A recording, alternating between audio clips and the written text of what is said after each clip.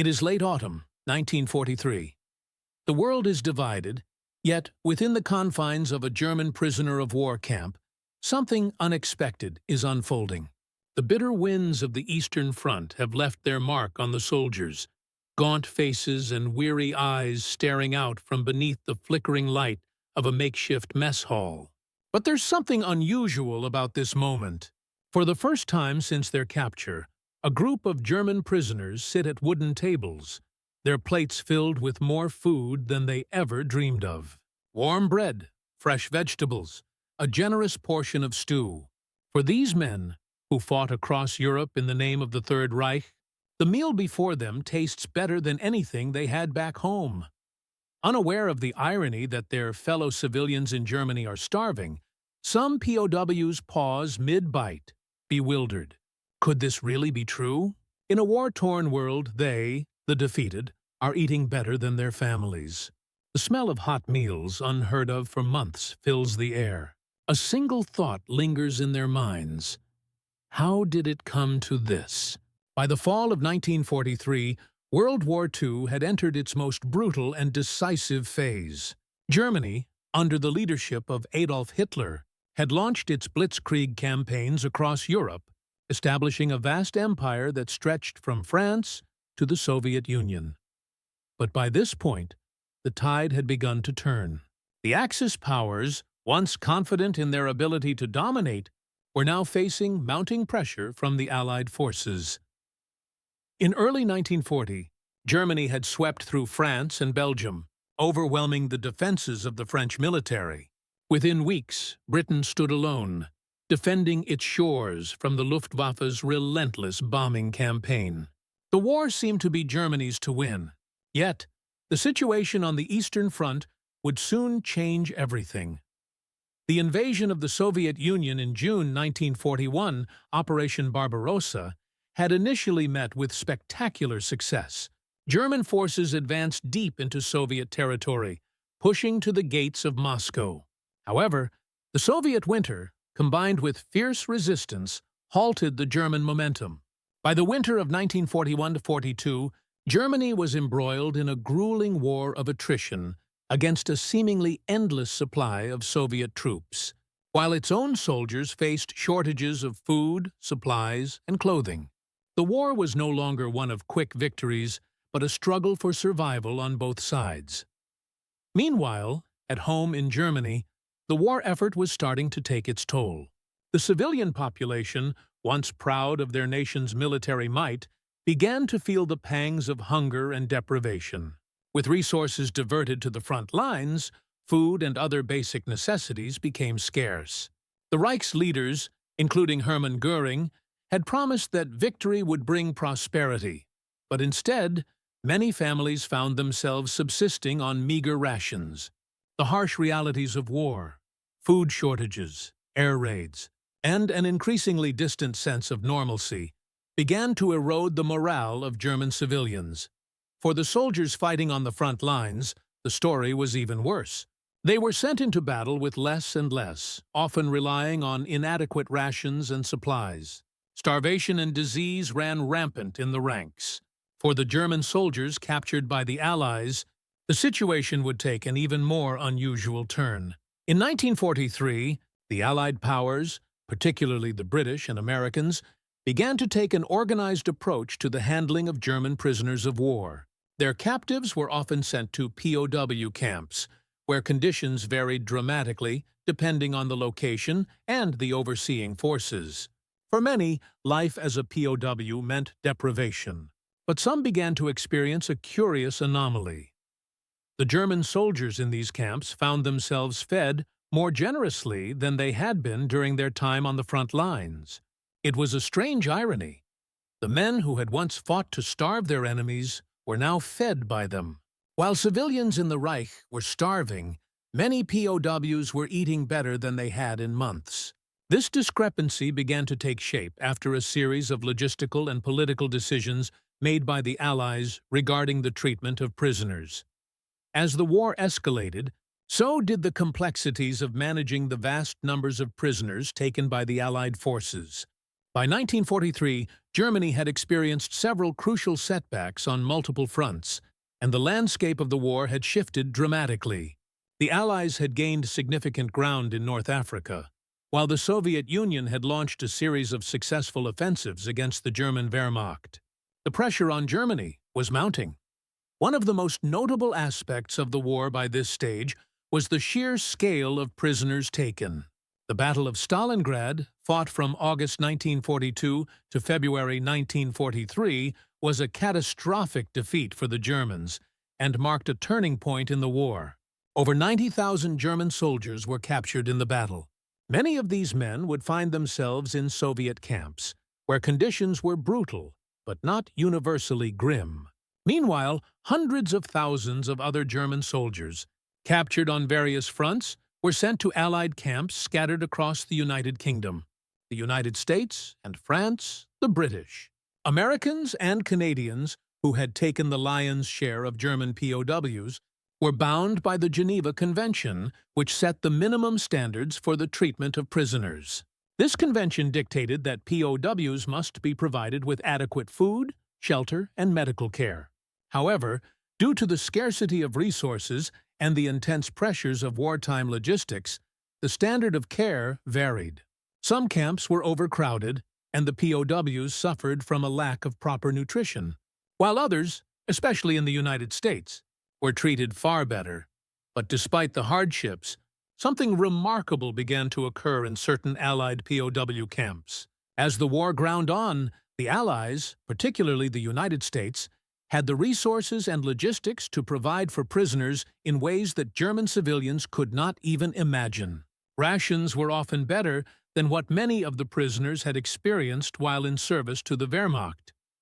The contrast could not have been starker.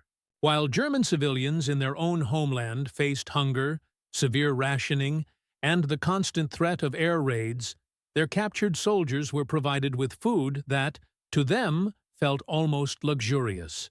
For example, German POWs in American camps were often served a variety of meals: bread, meat, vegetables, and even fresh fruit. The POWs found themselves eating better than they ever had on the Eastern Front, and certainly better than the citizens of the Reich. This ironic situation was not lost on the prisoners. Many of them began to see the stark differences between their treatment in captivity and the struggles of those they had left behind in Germany. They were bewildered by the irony.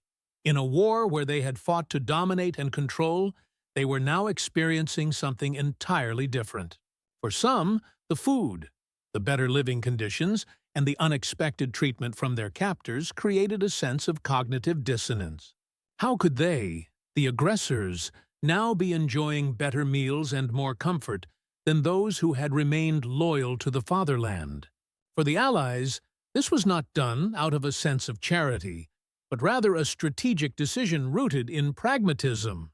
Allied forces had come to the realization that the treatment of POWs could serve as an important psychological weapon.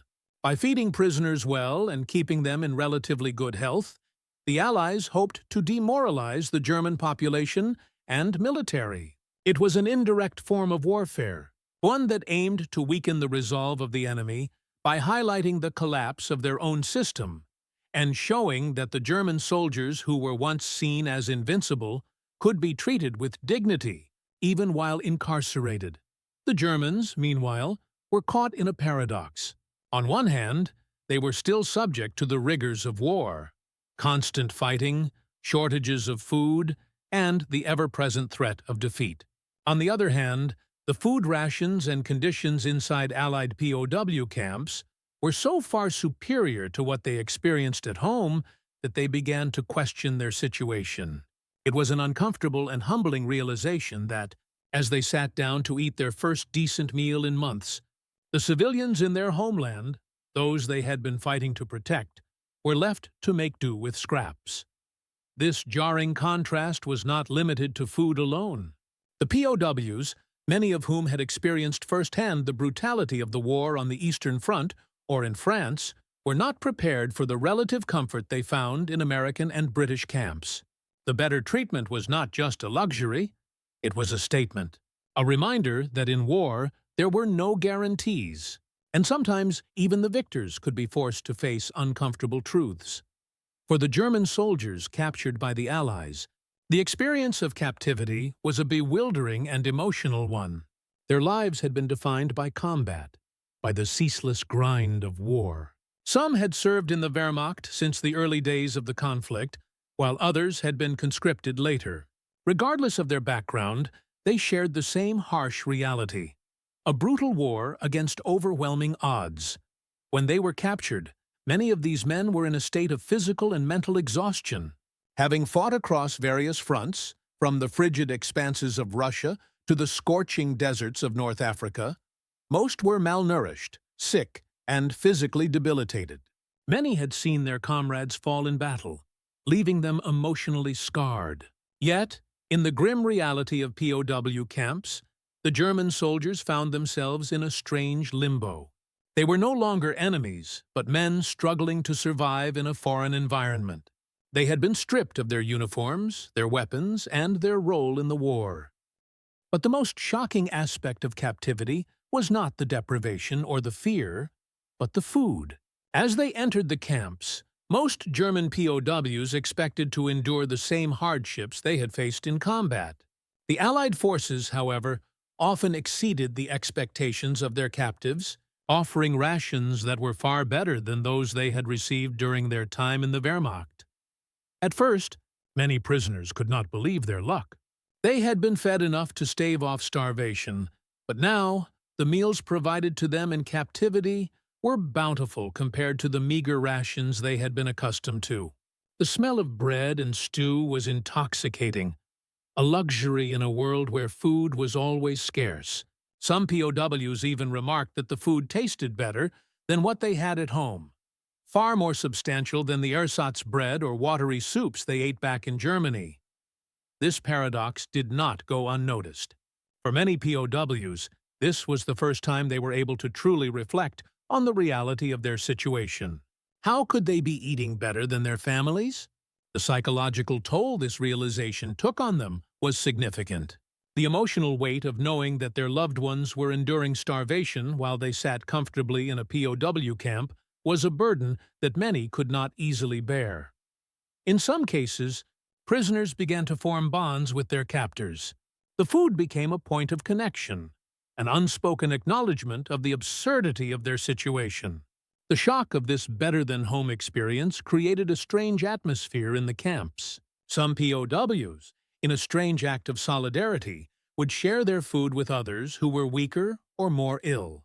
For others, this new situation created a divide, a sense of alienation as they came to grips with the fact that the enemy was treating them better than their own countrymen. Contrasting conditions between German civilians and German POWs in Allied camps were not merely the result of chance or goodwill. Rather, they were the outcome of deliberate strategic and logistical decisions made by the Allied forces. By 1943, the Allied powers, primarily the United States, the United Kingdom, and Canada, had developed a refined system of managing POWs, with particular emphasis on maintaining their well-being for both practical and psychological reasons. On the surface, the treatment of POWs might have seemed like an act of mercy, but it was a calculated choice. From a purely logistical perspective, providing German POWs with adequate food and shelter was an efficient way to maintain their health and productivity. The Allied forces recognized that healthy prisoners were more valuable as laborers and less likely to cause trouble, but the benefits were not purely utilitarian. By ensuring that POWs were well-fed and relatively comfortable, the Allies were undermining the Nazi regime's narrative of invincibility and reinforcing their own moral superiority. In practical terms, the Allies had vast resources available for the management of POWs. The United States, for example, had a highly organized system in place for the care of prisoners.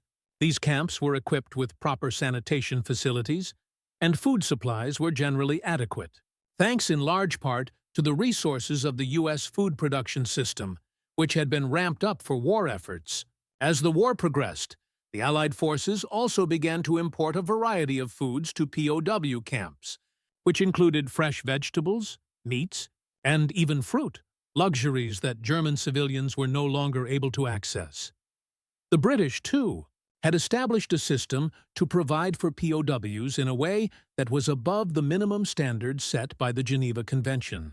This was particularly true in camps for the more senior German officers or those captured from the Western Front, where conditions were somewhat better. These men, often separated from the rank-and-file soldiers, were housed in camps where food and facilities were more generous, and the social structures within the camps were less rigid. However, the superior food rations in the POW camps were not just about feeding prisoners for the sake of survival. The psychological aspect was key. The Allied strategy was to demoralize the German people by showing their soldiers in a relatively comfortable position, particularly at a time when their own civilians were suffering. The contrast between the conditions of the POWs in these camps and the reality of life in Nazi-controlled Germany was stark.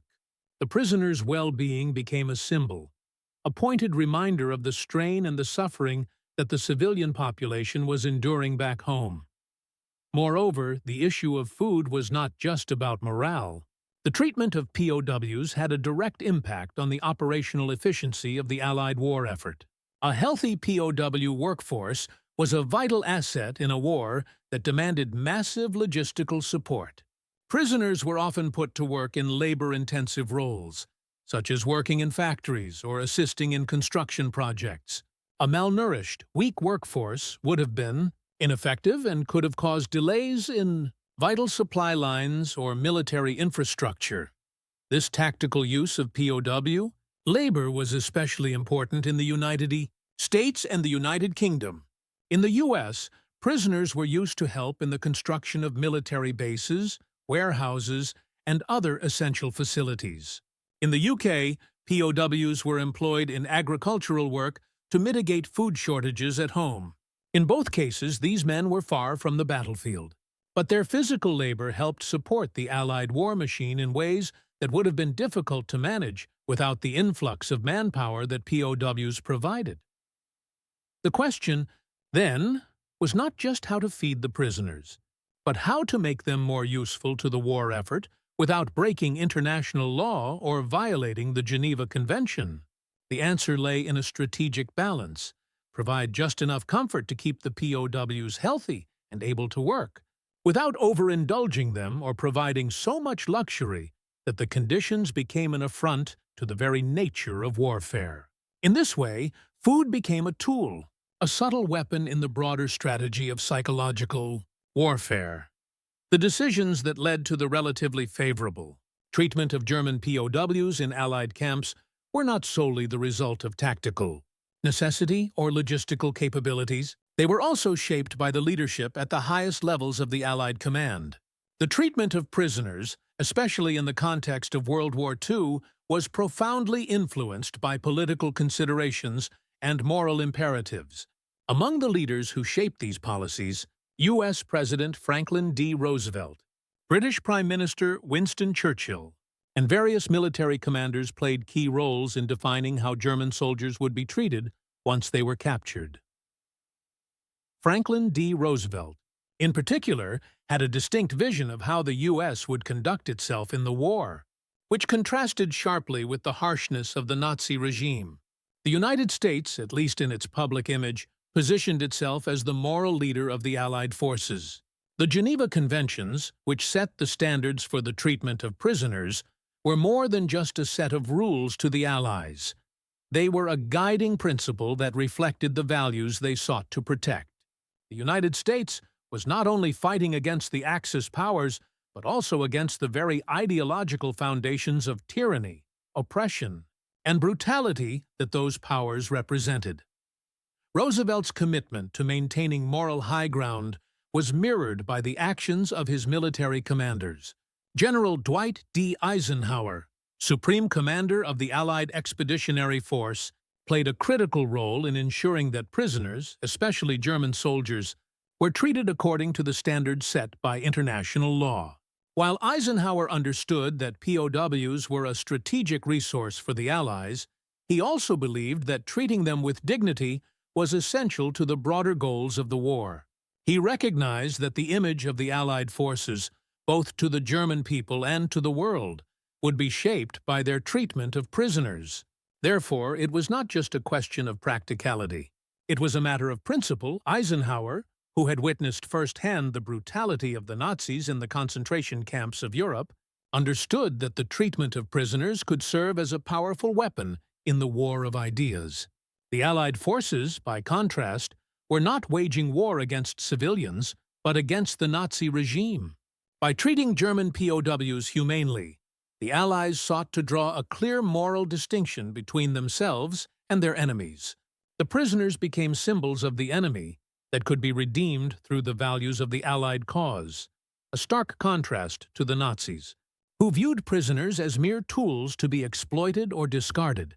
Churchill, too, recognized the importance of maintaining the moral high ground in the treatment of POWs. He was well aware of the atrocities being committed by the German military and the SS, and he saw the fair treatment of prisoners as an important counterpoint to Nazi brutality. The British, under his leadership, adhered strictly to the Geneva Conventions, providing the prisoners with sufficient food, shelter, and medical care, even when their own civilian population was facing rationing and shortages. While some might argue that the treatment of German POWs was part of a broader propaganda effort, Churchill's government saw it as a reflection of the ideals that the Allies were fighting to preserve. However, not all leaders were in full agreement on how POWs should be treated. Some military commanders, particularly in the early stages of the war, were less concerned with the Geneva Conventions and more focused on the practicalities of holding prisoners. They argued that there were times when the conditions of captivity had to be harsh, especially when dealing with soldiers from a regime as ruthless as Nazi Germany. But these perspectives were increasingly overshadowed by the leadership of Roosevelt and Churchill, who consistently pushed for a more humane approach. The moral leadership of Roosevelt and Churchill became a guiding force in the treatment of POWs, reinforcing the idea that the Allies were not merely waging a war for victory, but for a just peace. This approach not only helped to win the hearts and minds of the German prisoners, but also shaped the post-war image of the Allies as defenders of freedom and human rights. At the same time, however, this policy of humane treatment created a moral dilemma for some of the German prisoners. Many of them, who had come from a regime steeped in the brutality of Hitler's ideology, found it difficult to reconcile their treatment in Allied camps with the propaganda they had been fed throughout the war. Some of these prisoners, especially the higher-ranking officers, struggled with the notion that they were being treated so well while their comrades were still fighting on the front lines. In this way, the treatment of POWs became not only a tactical tool, but also a psychological weapon, playing on the prisoners' guilt and confusion. While the treatment of German prisoners by the Allied forces was a reflection of their moral stance and strategic objectives, it also presented a unique challenge for the Allies themselves. As the war progressed, it became increasingly clear that the question of how to handle German POWs was a point of tension among the Allied powers. The perception of German prisoners, how they were viewed by the soldiers who captured them, by the general public, and by the leadership of the Allied nations, was shaped by a complex web of political, military, and ideological factors. To the average soldier in the American, British, or Canadian forces, the German POWs presented a paradox. On the one hand, they were seen as the enemy, the aggressors who had initiated the war and caused untold suffering across Europe. They were the men who had fought in the brutal campaigns against Poland, France, and the Soviet Union, and who had perpetrated horrific crimes against civilians and prisoners alike. To many Allied soldiers, these men represented the very face of Nazi tyranny, and there was little sympathy for them. Yet, on the other hand, the reality of dealing with prisoners was far more complex. Many Allied soldiers found themselves in situations where they were not fighting the idealized enemy in uniform, but rather ordinary men who had been swept up in the war. These men were often exhausted, sick, and demoralized, and they showed little of the arrogance that had marked their pre-war Nazi ideology. In many cases, they were merely following orders, driven by a sense of duty, or forced into military service under the threat of violence or death. The American soldiers, in particular, had a unique perspective on their German prisoners. The U.S. military had faced its own internal struggles with how to deal with POWs. In the early years of the war, there had been cases of harsh treatment toward German prisoners, especially in the aftermath of bloody battles in places like North Africa and Italy. However, as the war wore on and the number of POWs grew, the U.S. military, under the guidance of Roosevelt's administration, began to implement stricter controls on the treatment of prisoners. The Geneva Conventions were adhered to more consistently, and efforts were made to ensure that prisoners were well fed and cared for. For some American soldiers, this shift in treatment was a reflection of their nation's belief in fairness and justice. Yet, for others, it was a frustrating reality.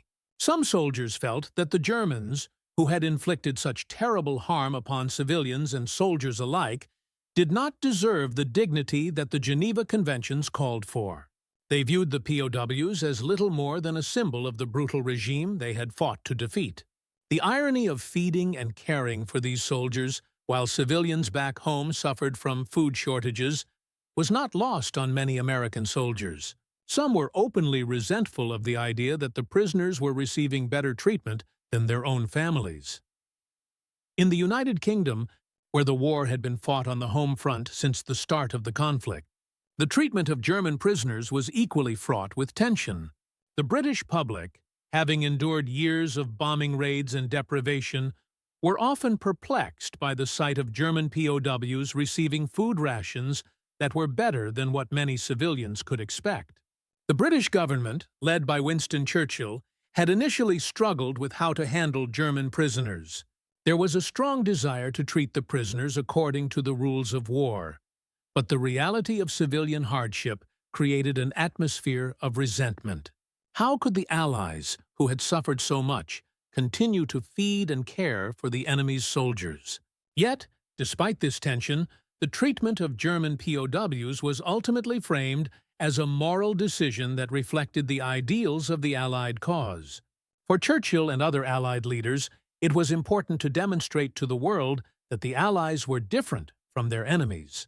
The Nazis had used prisoners as tools of war, exploiting them for labor and often subjecting them to horrific conditions. The Allies, by contrast, took the moral high ground, treating their captives with respect and dignity, even if it meant ensuring they were well fed and cared for. For the Germans themselves, the experience of being captured by the Allies was often disorienting. Many prisoners had been raised in a system that glorified strength, military discipline, and loyalty to the fatherland.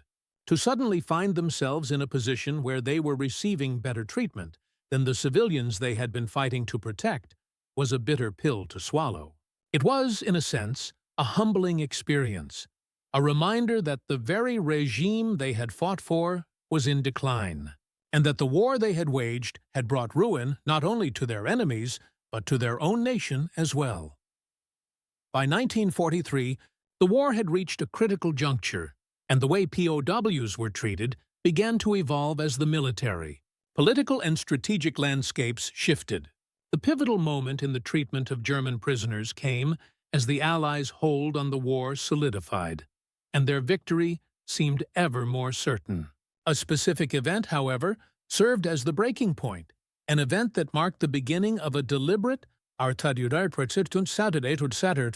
sustained shift in the way German POWs would be handled by the Allied forces.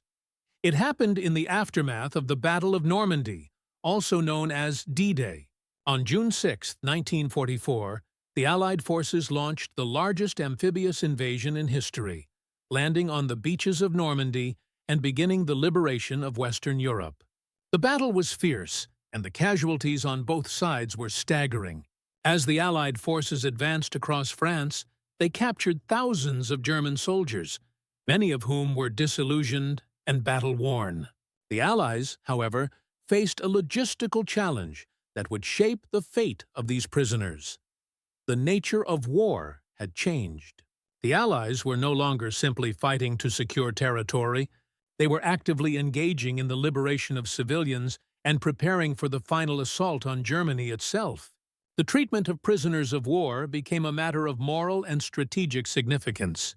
By this point, Allied leadership, particularly the US and the UK, had come to recognize that maintaining POWs in healthy conditions was not only a reflection of their moral authority, but also a powerful psychological tool.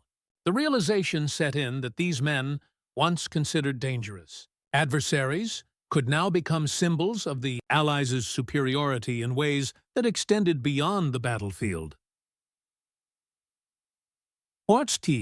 The war intensified and Allied forces captured larger numbers of German prisoners. It became clear that the fate of these POWs was tied to more than just their survival. Their treatment had the potential to impact the broader war effort.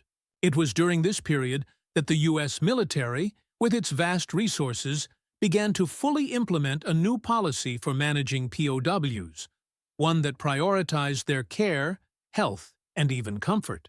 It was a deliberate strategy to undermine the Nazi narrative of invincibility and to bolster the moral legitimacy of the Allied cause.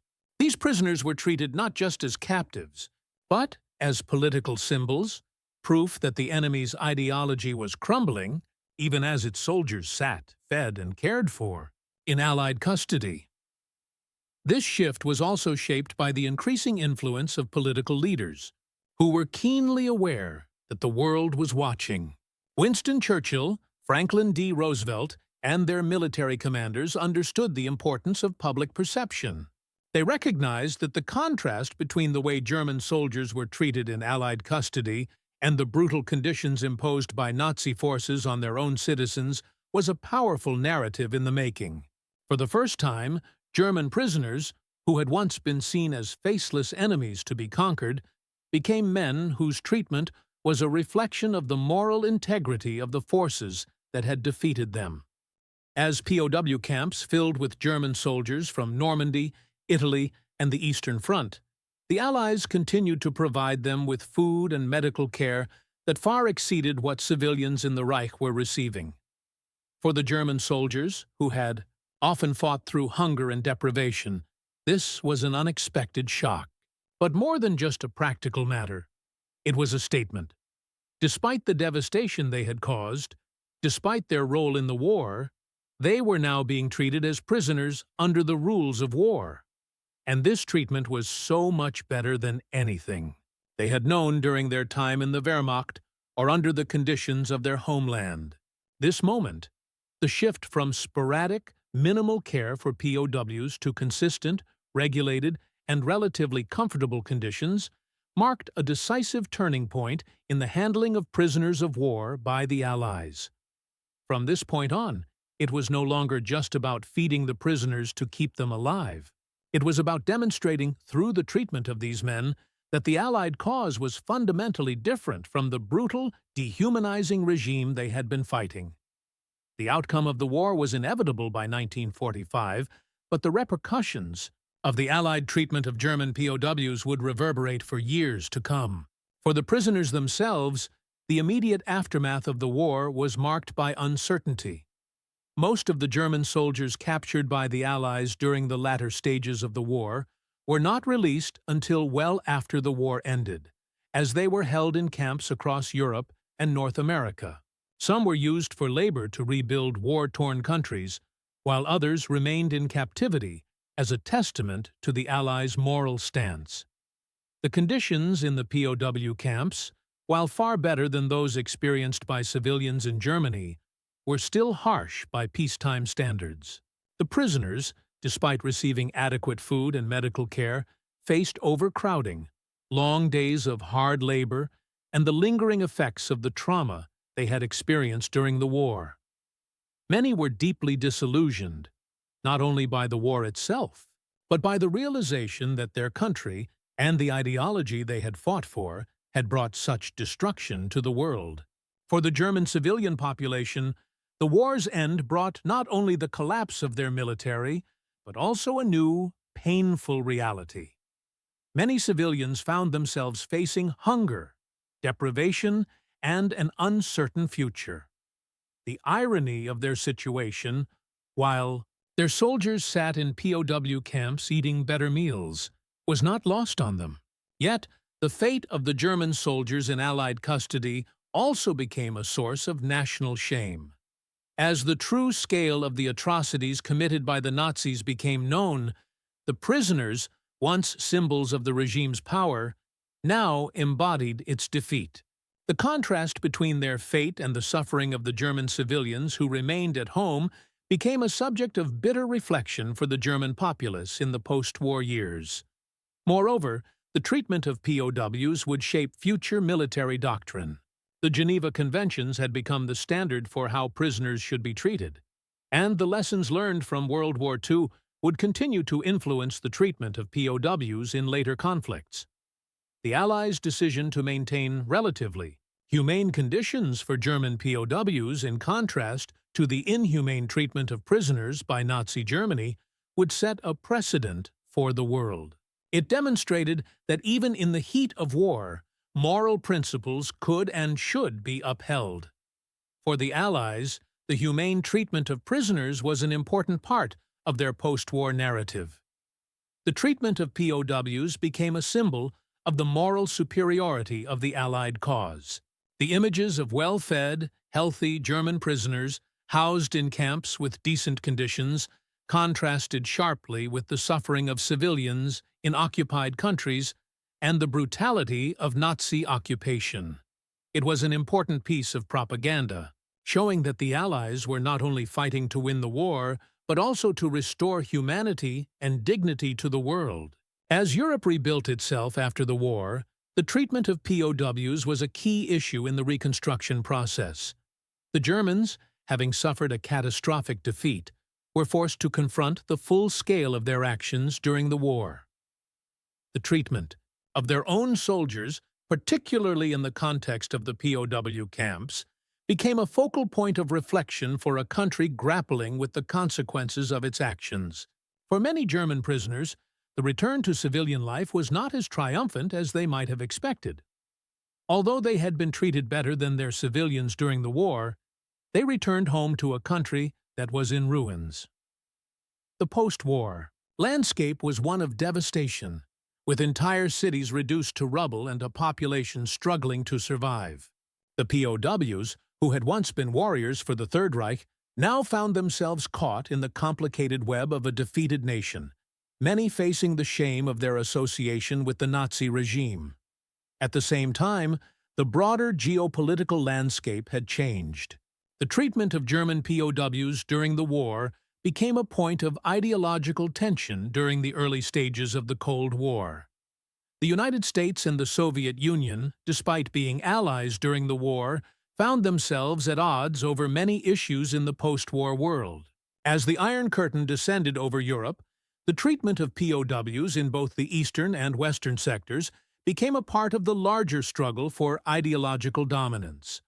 The Soviet Union, for example, continued to treat German POWs harshly long after the war ended, while in the West, the U.S. and Britain adhered to their more humane policies, as they sought to rebuild Germany as a democratic, peaceful nation.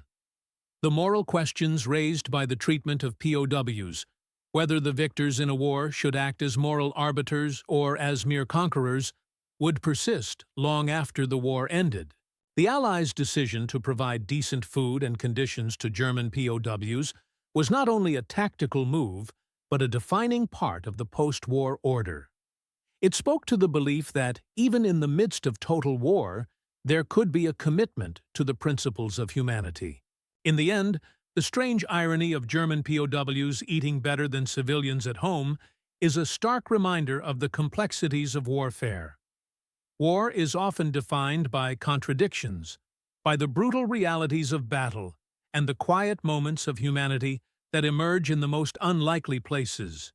For the German soldiers who found themselves in Allied custody, the food they ate became a symbol of defeat, but also a poignant reminder of the ideological and moral gulf that separated the Nazis from the Allies. The treatment of POWs during World War II, particularly the German prisoners, is not simply a footnote in military history, but a reflection of the broader struggle between civilization and barbarism, between the forces of tyranny and those of liberty. In the face of unimaginable suffering, the Allies held on to their belief that even the enemy deserved basic dignity. That decision, and the paradox of better treatment for captives than civilians, would have a lasting impact on how wars were fought and how prisoners were treated in the decades that followed. As the world moved into the Cold War and later conflicts, the lessons of World War II remained a powerful reminder. The real victory is not just in defeating your enemy, but in how you choose to treat those who fall under your power.